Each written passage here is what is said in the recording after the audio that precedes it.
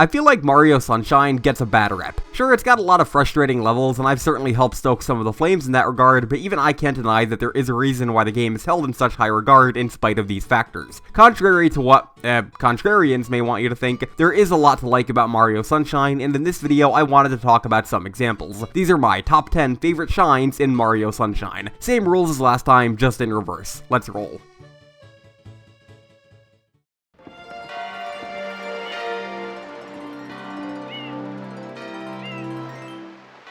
One of my personal biggest grievances with Mario Sunshine is its progression system. Rather than needing a certain number of shines to beat the game, like in Mario 64 or Mario Galaxy, you need to complete a specific set of shines regardless of how many you have otherwise. Luckily, in my opinion at least, the shines required to do this are among the most fun in the game. The Shadow Mario shines. This is kind of cheating to bunch a ton of shines together in one spot, but considering how most of these shines are the same concept and gameplay formula slapped onto every level in the game, I think it's fine. By level 7 of each world, you've probably gotten a good handle on the ins and outs of each one, so getting to chase Shadow Mario through all of the levels using the shortcuts you've amassed along the way is really fun. The sound design on these levels in particular is a big favorite of mine, with Shadow Mario's music getting louder the closer you are to him, and the chunky squish sound effect that plays when you damage him being satisfying to hear. I know there's a decent amount of negativity surrounding these levels, but for me, I'll happily repeat these 7 times considering how fun and breezy they are individually. Also, their names are amazing.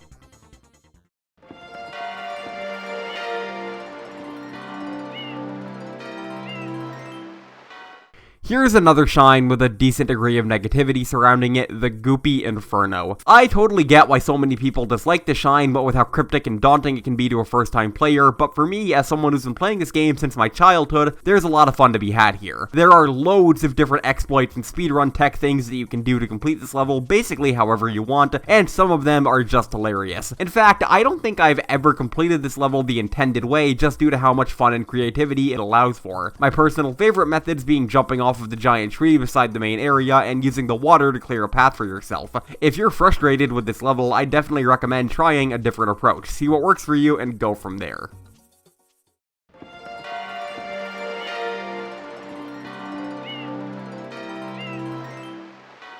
I feel like something that people don't give Mario Sunshine enough credit for is its unique enemies and creatures. This is literally the game that introduced series staples like Piranha and Gooper Blooper, and it's got a ton of unique takes on otherwise staple Mario enemies. For example, Chain Chomplets Unchained. This is a shine that I like solely due to how satisfying it is to play. Disregarding how morally dubious it is to sling these little chain chop puppers around, pulling back and watching them bounce all over the place is seriously dopamine-inducing. The shine blends just the perfect amount of chaos with the quiet, vacation-y serenity that makes Mario Sunshine such a unique game in the series, and for that, I love it. Though I do have to wonder what Flood means at the end, considering that you've just dunked these puppers into water, but you know, it's his take.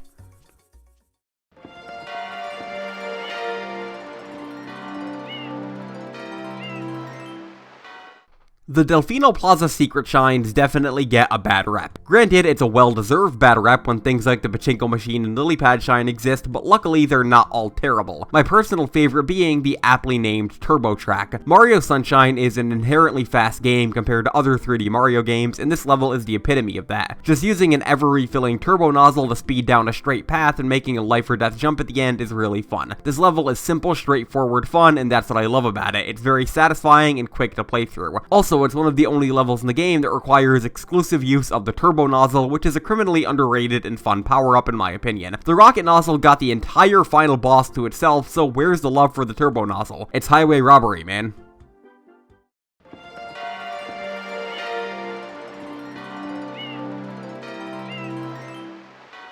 I mentioned in the worst of video that I appreciated Gelato Beach's subtle storytelling with its first few shines, and that I was disappointed with how the Sandbird paid them off. That said, we do get one of the best boss fights in the game right before that, so maybe it's not all bad. The Wiggler boss fight is among my favorites in the game simply due to how chaotic it is. Gelato Beach is typically a very quiet and pleasant level, so contrasting it with this giant rampaging Wiggler is just the type of chains up that I appreciate. Using the sprouts throughout the level as your main means of offense, which you were introduced to in the first shine, is a nice payoff of elements as well. Mario Sunshine's bosses don't typically feel that threatening, so I'm glad that one like Wiggler exists. Though you do gotta wonder if Wiggler is right for being this angry, considering that you did kind of interrupt his nap. Never interrupt a man's nap.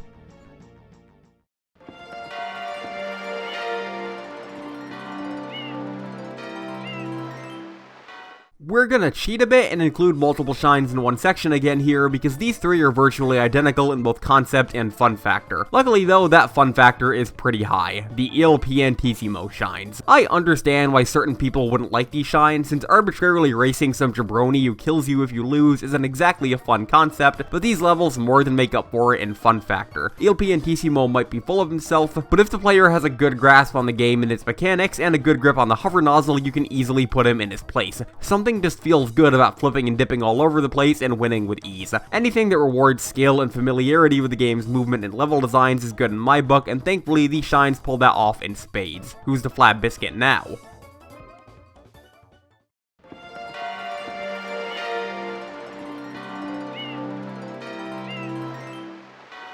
Let me ask you, if you played Mario Sunshine as a kid, what is your first memory with the game? For people who've played the game since it came out, what's the first thing you remember doing in it? The answer might vary between people, but for me, I'll always say fighting Petey Piranha. This is objectively a pretty easy and straightforward shine, but the sense of how iconic and classic it is for the game really carries it for me. The image of Petey Piranha atop the windmill, the cutscene of him screaming and then falling through the platform with Mario, the fight itself, it's all uniquely nostalgic and classic in a way that I feel the rest of the game just isn't. The fight itself is also pretty fun, being a good introduction to how to use FLUDD offensively, as well as introducing the game's tendency of brutally dispatching bosses. All in all, while it's not the highest in terms of difficulty or complexity, the shine more than carries itself with how classic it is.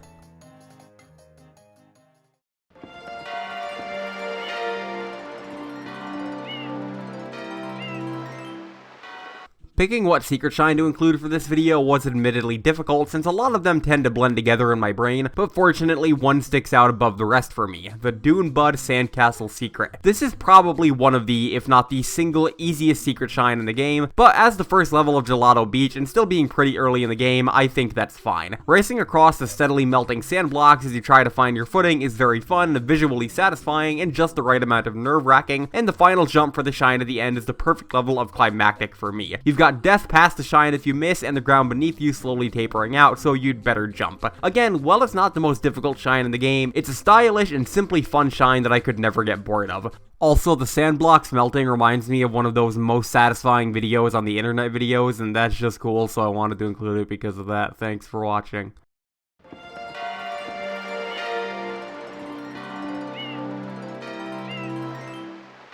Transitioning from a simple and relaxing shine to probably the most intense and chaotic in the game, we've got to talk about Mecha Bowser. This fight is just an epic. And I don't mean in the online gamer sense of epic, I mean that this fight legitimately feels like a film epic level showdown. It's got dramatic presentation, what with the stare down of the water walking Shadow Mario, to the imposing sequence of him parting the Red Seas and summoning Mecha Bowser. And the fight itself is a lot of fun too. If you're skilled enough, you can easily kill Mecha Bowser in a single loop around the track, but most players will probably want a few loops around as you carefully consider your shots and deal with the onslaught of bullet bills. This fight is just intense and climactic in a way that no other shine in the game is, and it really does stand out amongst the competition. Plus, it perfectly serves to fill the gaps in the story that haven't been established up to this point, such as who Shadow Mario is, where FLUDD came from, and why Shadow Mario is trying to destroy Mario's good image, so it gets points for that as well.